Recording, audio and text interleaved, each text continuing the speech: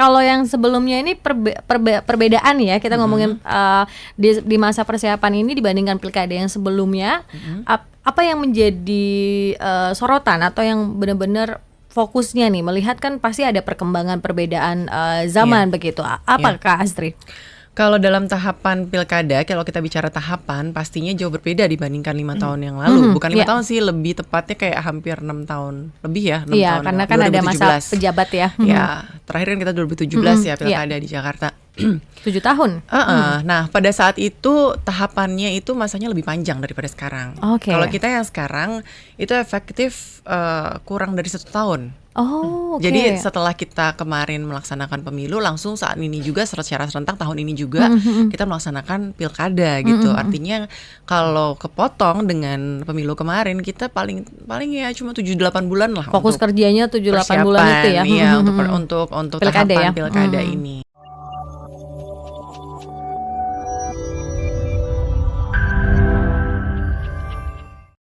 Pertanyaan berikutnya nih, berapa pasang cagup dan cawagup? Yang pasti sudah ada satu Kalau itu sebenarnya saya nggak bisa menjawab ya, karena bukan kapasitas saya untuk menjawab berapa pasang, karena memang KPU di sini bertindak sebagai penyelenggara, artinya siapapun yang mendaftar dan memenuhi persyaratan pasti akan kami proses begitu. Yang pasti sudah ada 1 calon dari jalur perseorangan dan itu sedang kami lakukan proses verifikasi administrasi perbaikan. Nah, untuk tahapan berikutnya setelah persiapan terus coklit tadi, nah yang ditunggu-tunggu kan pendaftaran calon nih, pasangan calon. Itu kapan sih Kak sebenarnya? Untuk pencalonan itu kalau nggak salah mulai di 19 Agustus. Setelah ini ya, hari kemerdekaan ya? Iya. Oke. Jadi itu dimulainya. Jadi pasangan calon yang maju itu harus bisa memenuhi persyaratan berasal dari parpol ataupun gabungan parpol yang memiliki 20% kursi di DPRD. Minimalnya 20%. Kalau jalur perseorangan tadi kan 7,5 ya? 7,5% untuk DPT pemilu terakhir. DPT pemilu terakhir. Oke, semoga Pak saya tidak kecewa dengan belum mendapatkan berapa calon ya. Kita tunggu nanti. Karena kita juga nunggu-nunggu sebenarnya.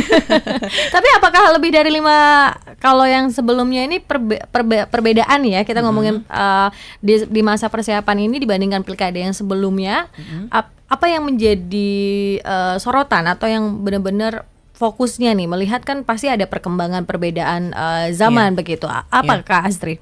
Kalau dalam tahapan pilkada, kalau kita bicara tahapan, pastinya jauh berbeda dibandingkan 5 tahun yang lalu. Bukan 5 tahun sih, lebih tepatnya kayak hampir 6 tahun lebih ya. 6 tahun karena kan 2017. Ada masa pejabat ya. Ya, terakhir kan kita 2017 ya pilkada di Jakarta. 7 tahun. Nah, pada saat itu tahapannya itu masanya lebih panjang daripada sekarang. Kalau kita yang sekarang itu efektif kurang dari 1 tahun.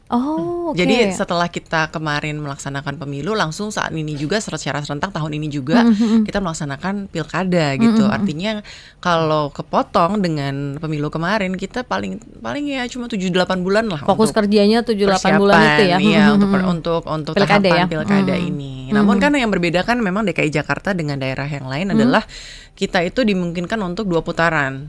Jadi kalau misalnya nanti hasil di pencoblosan penghitungan suara itu tidak ada pasangan calon yang memenuhi 51%, itu maka nanti akan diadakan putaran kedua. Itu yang membedakan Jakarta dengan wilayah lainnya ya. Nah, kita lanjut nih, dan sebenarnya untuk sejauh ini dengan kita melihat ya di pemberitaan, kemudian juga dengan adanya dukungan-dukungan atau sorotan-sorotan begitu ya dari partai politik, ini kan Jakarta kan menjadi, walaupun bukan ibu kota lagi ya, masih menjadi primadona nih. Nah, ini dari KPU sendiri melihatnya seperti apa sih untuk 5 tahun mendatang pemimpin Jakarta nih harus seperti apa sih, warganya harus melek dan untuk pilkada ini harus se-euforianya tuh harus gimana tuh Kak Astri? Yang pasti Kalau dari sisi kami sebagai penyelenggara, yang kami inginkan adalah pemilih ini bisa lebih cerdas.